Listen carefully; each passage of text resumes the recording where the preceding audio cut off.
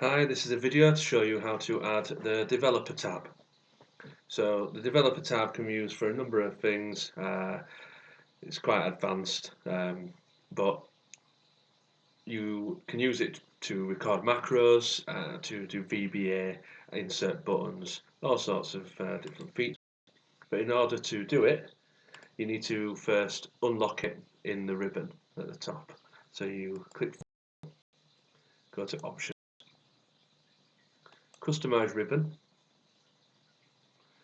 and there you see developer unticked. Just tick it, press OK. Now you can see there's an extra tab there now called developer. So if we click on that, you can see all the different options. Now you will need to watch some of our other videos on some of these more advanced options to see how they work. But you've got what's called Visual Basic.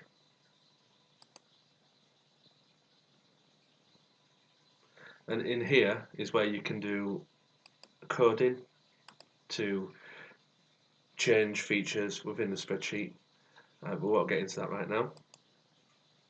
You can also record a macro, and then your macros will also be kept in there.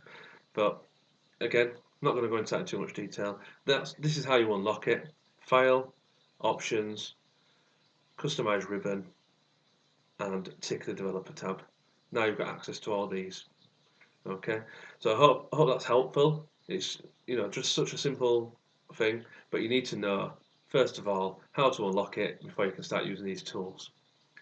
So please support our channel, like the video, subscribe, leave a comment, all of that good stuff, and help us along on this journey.